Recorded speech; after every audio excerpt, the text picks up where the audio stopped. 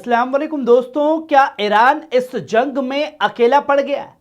क्या रूस ने तेहरान का साथ पूरी तरह से छोड़ दिया है? क्या पुतिन ने ट्रंप से हाथ मिला लिया है और तेहरान का सौदा कर दिया है? ये तमाम सवाल जो हैं बार बार उठ रहे हैं।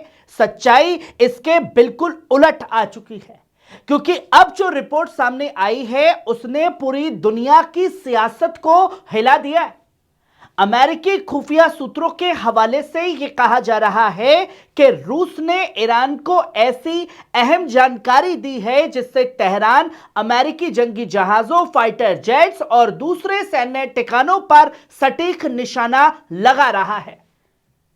दोस्तों, यानी साफ सवाल है, क्या अब मिडिल ईस्ट की इस जंग में रूस भी परोक्ष तौर पर मैदान में उतर चुका है? और अगर ऐसा है तो अमेरिका और इजराइल के लिए इसका मतलब क्या होगा? यह एक सबसे बड़ा सवाल खड़ा हो जाता है, क्योंकि जब जंग छिड़ती है तो खुल करके सामने से ना आकर के बैकडोर से भी भूमिका निभाई जाती है, और वही रूस कर रहा है। अमेरिकी खुफिया एजेंसियों ने यह पाया है कि रूस ने ईरान को कुछ ऐसी सैन्य जानकारी दी है जो अमेरिकी ठिकानों और युद्धपोतों के बारे में हो सकती है, जहां सटीक निशाने लग रहे हैं।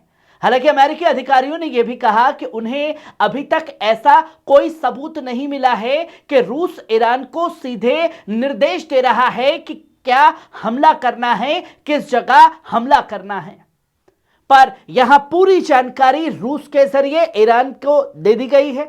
इतना साफ है कि मॉस्को इस जंग से पूरी तरह अलग अब नहीं है, और यह पहली बार है जब इस युद्ध में रूस की भूमिका को लेकर इतने स्पष्ट संकेत खुलकर सामने आए हैं। क्योंकि आप और हम लगातार देख रहे हैं कि कैसे सटीक निशाने लगातार लग रहे हैं, और यह जानकारी अब बताया जा रहा है कि रूस के जरिए दी गई है। और यह समझना जरूरी है दोस्तों कि रूस और ईरान का रिश्ता कोई आज का रिश्ता नहीं है कि जंग छिड़ गई तो चल भाई, मैंने मना किया, मैं तेरा साथ छोड़ देता हूं। दोनों देशों के रिश्ते बेहद ज्यादा मजबूत हैं, और वाहिद पहली एक कंट्री ऐसी आई जिन्होंने खामेनी साहब की शहादत को लेकर के सवाल उठाए और अमेरिका इजराइल के इस हमलों को आतंकी हमले करार दिया, जहां खाड़ी देशों में अभी भी इस वक्त खामोशी है। दोस्तों, यूक्रेन युद्ध के दौरान ईरान ने रूस को ड्रोन टेक्नोलॉजी भी मुहैया कराई थी। जब रूस ने रूस का साथ दिया यूक्रेन जंग में, तो तस्वीरें दुनिया के सामने थी, स्ट्रेटेजिक पार्टनरशिप की है। तो ऐसे में अब रूस का फर्ज था कि तमाम तरीके से इंटेलिजेंस के जरिए मदद करना ईरान की। इसी बीच व्हाइट हाउस में एक दिलचस्प वाक्य भी हुआ, जब फॉक्स न्यूज के पत्रकार पीटर डूसी ने डोनाल्ड ट्रंप से यह पूछा, क्या रूस ईरान की मदद कर रहा है? तो ट्रंप इस पर बुरी तरीके से झुंझला गए और भूरा चच्चा पत्रकार पर ही भड़क गए। उन्होंने साफ तौर पर कहा, यह कितना बेवकूफी भरा सवाल है। यानी साफ दिखाई दे रहा है कि यह मुद्दा अमेरिकी प्रशासन के लिए बेहद संवेदनशील बन चुका है। वरना डोनाल्ड ट्रंप को क्या ही मालूम कि रूस इस तरीके से मदद देगा। जिसे लगा था ट्रंप को कि ईरान अकेला है, मैं जाऊंगा, सब कुछ खत्म कर दूंगा और अपनी सेना घुसेड़ दूंगा। पर यह पूरा का पूरा मामला जो है ईरान में उल्टा पड़ गया। बैकडोर चैनल से रूस ईरान को जानकारी भी दे रहा है, तो इससे अमेरिकी ऑपरेशन पर कोई असर नहीं पड़ रहा। उन्होंने यह भी दावा किया कि रूस मदद दे रहा है तो कोई फर्क नहीं पड़ रहा। पर आप साफ तौर पर देख सकते हैं कितना भारी नुकसान अमेरिकी सैन्य ठिकानों को झेलना पड़ रहा है।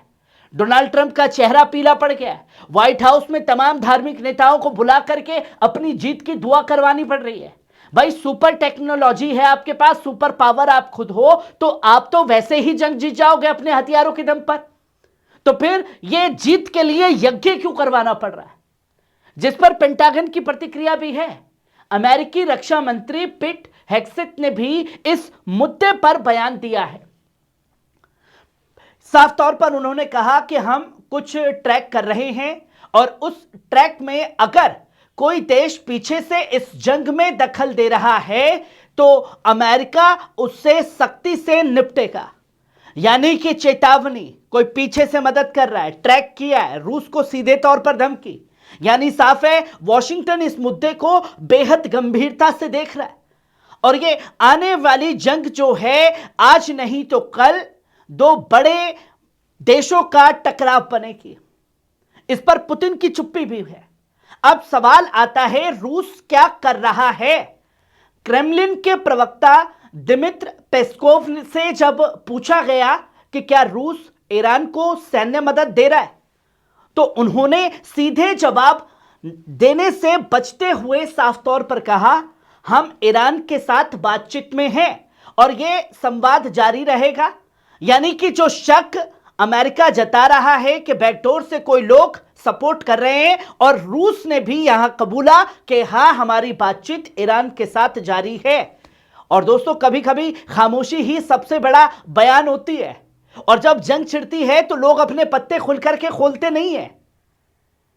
अभी कुछ दिन पहले सीएनबीसी पे अपना इंटरव्यू देते हुए जब पत्रकार ने पूछा अब्बास अरकाची से तो उन्होंने भी साफ तौर पर कहा कि हां रूस से हमारी बातचीत चल रही है।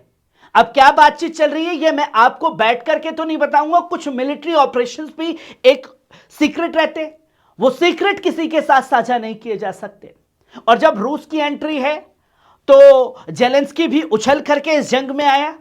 उसने बोला कि भाई अरब देश जो हैं मुझसे मदद मांग रहे हैं, क्योंकि जो ईरान के शाही ड्रोन था वो रूस को मिले हुए इस जंग में और यूक्रेन के खिलाफ इस्तेमाल किए, और यूक्रेन ने उसका तोड़ निकाल लिया है। अब जब शाही ड्रोन बरस रहे हैं ईरान के तो अरब देश उससे मदद मांग रहे हैं। अब दोस्तों सबसे बड़ा इत्तेफाक देखिए, जिसके पास लड़ने के लिए अपनी सेना नहीं, जिसके पास लड़ने के लिए अपने हथियार नहीं, वो जेलेंस्की कह रहा है कि लोग उससे मदद मांग रहे हैं, बल्कि इसे खुद अपने हथियारों अपनी सेना के लिए नाटो और अमेरिका के ऊपर निर्भर रहना पड़ रहा है। और जब यहां खुल करके अमेरिका इस जंग में इन्वॉल्व है तो यूक्रेन अकेला पड़ गया है, और रशिया लगातार हर दिन बड़े वार यूक्रेन के ऊपर कर रहा है इसी शाही ड्रोन से, जो तस्वीर लगातार सामने आ रही है। और दूसरी तरफ रूस और ईरान उनके क्षेत्रीय साझेदार है, जिसे नकारा नहीं जा सकता, जिसे भुलाया नहीं जा सकता।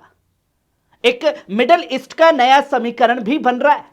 अगर रूस वास्तव में ईरान को इंटेलिजेंस सपोर्ट दे रहा है तो इसका मतलब यह है कि मिडिल ईस्ट की जंग अब सिर्फ ईरान, इजराइल और अमेरिका के बीच नहीं रह गई, अब सिर्फ क्षेत्रीय संघर्ष नहीं रही, यह बन सकती है एक बड़े भू राजनीतिक टकराव की शुरुआत, जो तस्वीर अब खुल करके सामने आ रही है। और अरब देशों की भी नजर रूस के ऊपर इसलिए बनी हुई है क्योंकि रूस जिस तरीके से सटीक निशानेबाजी की सारी जानकारी ईरान को दे रहा है, उससे बौखलाहट मची हुई है। आज की इस बड़ी खबर ने 3 बातें एकदम साफ कर दी हैं दोस्तों। पहली ये कि ईरान पूरी तरह अकेला इस जंग में नहीं है, बैकडोर से कोई ताकत है जो अब तक ईरान डटा हुआ है, खड़ा हुआ है। दूसरी ये कि रूस इस जंग पर करीब से नजर रखे हुए है। और तीसरी बात, मिडिल ईस्ट का यह संघर्ष अब दुनिया की बड़ी ताकतों को भी धीरे धीरे अपनी तरफ खींच रहा है, जिसने खलबली पूरी दुनिया में खास तौर पर मचा दी है। खबर कैसी लगी कमेंट बॉक्स में आकर के अपनी राय जरूर दीजिएगा। शुक्रिया।